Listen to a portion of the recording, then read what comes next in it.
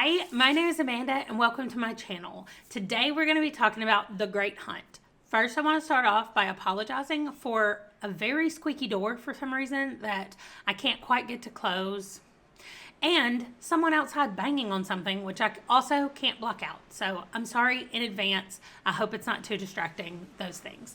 Let's talk about Book 2 in the Wheel of Time, The Great Hunt. So first of all, I did it again with the artwork. I'm going to do it in every one, and maybe eventually I'll stop saying it, but just in case people are new and just now finding me, there is a website and also an app that lets you create artwork. You put in a prompt or a description of anything, really. You can kind of just play around with a bunch of different kinds of words, and then you pick an art style and they create art for you. You can get a print of it, you can just use it as your phone background, or like this, you can use it in videos. So I went through The Great Hunt. I did, a lot of artwork in it. I also put like sword and dagger, and I can't even remember all the words that I used to describe what I thought was going on, what I wanted to put in here, but I wanted artwork that I thought conveyed like what this book felt like to me. And I love doing that. It's been so much fun in all the books that I've done so far. It's just a great little website that I love to play around with. So go check it out. I'll leave all the links down below to get to it. It's a lot of fun. Okay, The Great Hunt. The thing that I loved the most about the first Wheel of Time book is that there are enough characters. Okay, so what I mean by that is I don't feel like we're overrun with characters. I'm looking at you, Malzahn. But I also don't feel like I don't want a book that only has like 2 characters that we're following, especially not a series that's as long as this is. Like, I think you need enough characters to make it feel like it is balanced and that things are moving all the time, even when sometimes some of the characters are not really doing much. I think that it really helps to have that. So anyway, that's one of the things that I liked the most about the first book. And now we're moving here into book 2.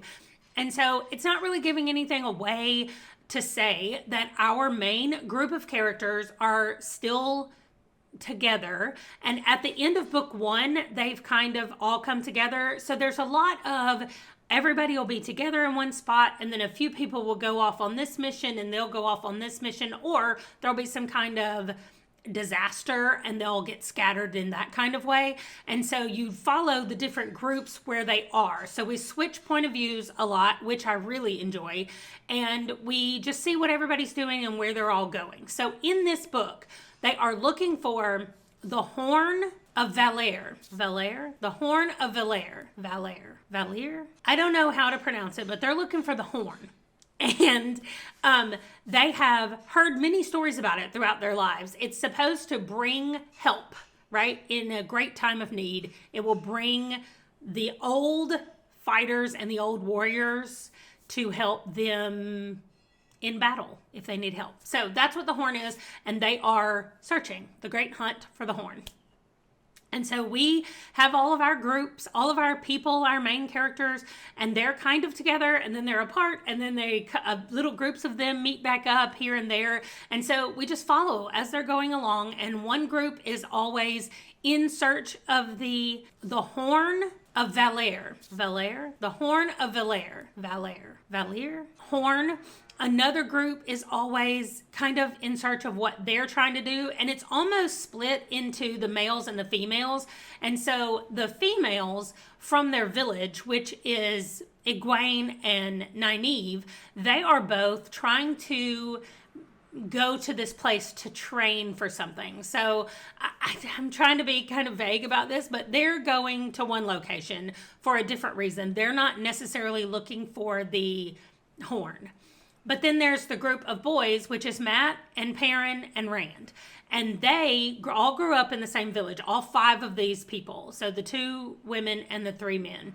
And they all grew up together in the same village, like I said. And so they've kind of been on this journey together, not necessarily paralleling each other, but leaving at the same time and kind of connecting with each other over time. Like as the Wheel of Time weaves as the wheel weaves, they say all the time. And so they just intersect with each other a lot because their lives are intertwined in this wheel of time. And so what we are doing in this book is just continuing to follow them and learn what's going on with them. And I wanted to do a dedicated review discussion of this book, and now I'm finding that I don't even know what all I can say without giving away spoilers. I will say that if you didn't like the first book where everybody was traveling and people were moving from place to place and all that stuff, I'm not sure that you're going to like this book because there's a lot of moving from place to place and things going on. And we do still have issues come up, the same kind of issues. I got super annoyed with Rand because all he wanted to do was say, I'm not that thing. I'm not the one. And I just, at some point, he has to say like, okay, I am the one, and I guess I need to embrace that in some kind of way. But I don't know when that's going to happen. I hope it's not on like book 8 because I don't think I can handle 7 books of him saying, it's not me, it's not me, it's not me. So I don't know. We get to learn more about each one of the characters. We go more in depth into Perrin and kind of who he is. We don't get a lot of Mat because Mat is suffering from, we'll call it a curse in this book. And so a lot of times other people are trying to help Mat to get healed and go where he needs to go to be healed. And so that's what's kind of happening with him. So we don't get a lot of his point of view in this one. Also with Egwene, we also have Elaine. I don't know why he did this. The thing that I hate the most about this book so far is the names. Like, literally, Egwene and Elaine are like best friends now.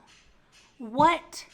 He couldn't come up with another name that didn't like rhyme and sound the same. Also, the fact that Rand is being trained by Tam. Nope. Yeah, Rand's dad's name is Tam, and Rand is also being trained by Lan. Like, what? That also, I'm like, those names are way too similar for you to be putting them all close together. Like, I don't understand. You have an abundance of names. I mean, you made up Nynaeve and Egwene. Can't you make up something that doesn't rhyme with Rand? The names are killing me. And then we have Mat. Really? Anyway, that is my biggest complaint about this book are the names. I, however, am loving our read through of this book. Yes, I am doing it as a buddy read with Andrew. Get right on in. I'll put his information down below.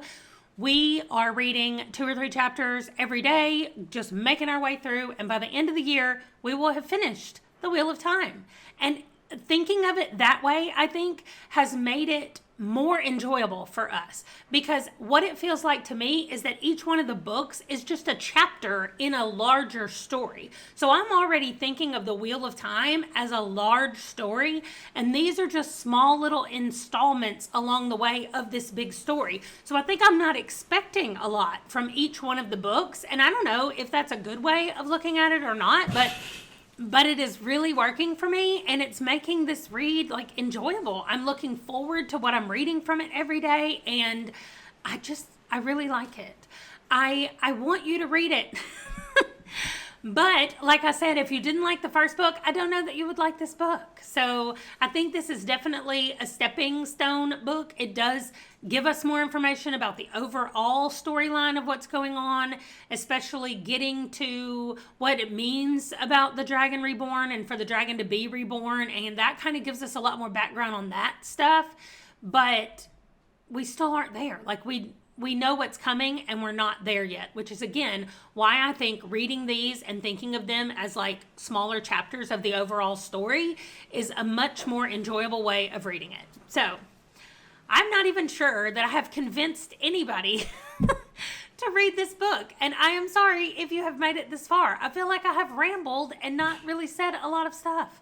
So if you've read The Great Hunt, let me know what you thought about it. And if you want to read it, I would love to chat with you about it when we can actually talk about spoilers. So that is going to do it for today. I am going to go for a walk and try to settle my thoughts. So I will see you in my next video. Bye.